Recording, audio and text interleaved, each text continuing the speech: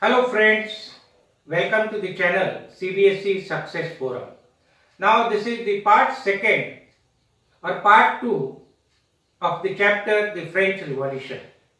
In part 1, I had just given the introductory idea as to what are the basic cause for the French Revolution. Now we'll begin with the series of events, how the French Revolution took place and where it got culminated. So, the beginning of the chain of events, it had occurred on 14th July 1789. Now, what had happened on 14th July? So, on 14th July, it was the rumors were spread that the king has ordered the army to move into the city, and apart from that, the rumors were there that soon the king is going to order on the demonstrators or the revolutionaries that there should be open fire on them. Now the people, they were horrified, they were terrified, and hence they decided to gather. So on 14 July 1789, the city of Paris, it was on the state of alarm. As such, the king had moved the troops into the city, and the rumors were also there. The king is going to order on the demonstrators the firing. The people, they were horrified.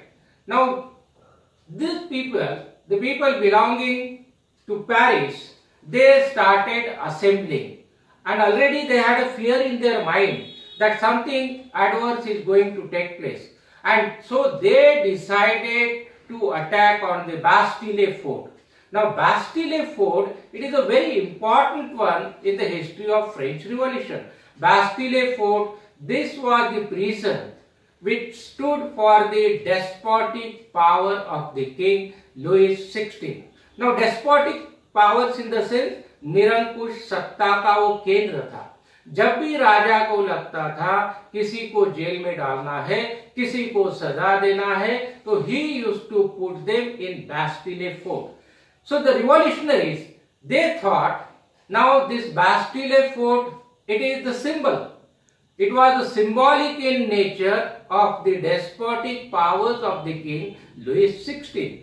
So they decided to attack on the Bastille Fort. They thought, now here in this prison, they would be getting the arms and ammunition. Already the people, they had come to the street. They had started attacking on the government buildings and the government offices, and started seizing the arms and the ammunition. They thought there also in Bastille Fort, they would be finding out the huge amount of arms and ammunition.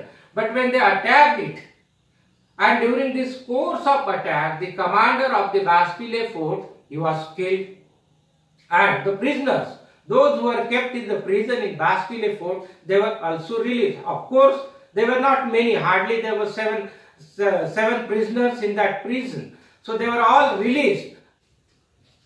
Not only in Paris, but in other parts of the France also, the riots were taking place.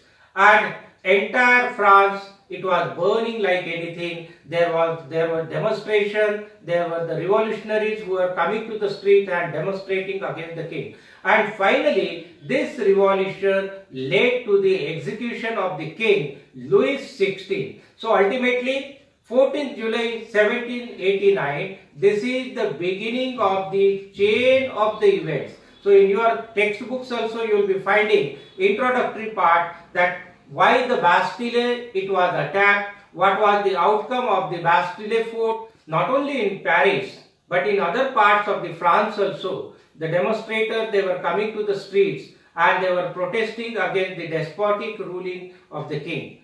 And this spread like fire throughout the country, and ultimately it culminated to the execution of the king. So 14 July 1789, this was the beginning of the chain of events in France as far as the French Revolution is considered. Now here we need to understand what sort of structure of the society it had in France. You know, during the 18th century, the France, it had a very different societal structure. The structure of the society was entirely a different one. The society was divided into the three states. Number one, clergy. Number two, nobility. And number three, the common people. So these were the three states which were existing in France, and the people belonging to the two estates, that is clergy and nobility, they were enjoying all the pleasures. Rather, they were the privileged one, and they were authorized to collect the taxes. And for them, they were not supposed to pay any taxes to the king. They were not supposed to pay any taxes, and they were enjoying all the privileges. Whereas the people belonging to the third estate, especially the common man or the middle class society, they were the one who had to pay heavy taxes. Besides this, the third estate people, they were bound to give or render their services to the nobilities. So this was the another cause of resentment among the common people. In addition to that, the churches, they were also allowed to collect the taxes from the peasant. So all this led to the resentment among the common man, whose income was very less, but they were put up on the heavy taxes, and they had to render their services to the nobility or the clergy, especially the people, those who belonging to the first estate, that is the clergy and the nobility. I believe the societal structure or the structure of the society in France, it is very clear to you, and you must have understood what had happened in Bastille, why the Bastille, it was the most hated by the people, and how the revolution began, and the structure of the society. So in subsequent videos, we shall be studying how the revolution proceeded further, how the people, they did not stop till the revolution it was completed and till the king was executed. So we'll be studying it in the subsequent videos. If you like the videos, please share it, subscribe it, and press the bell icon.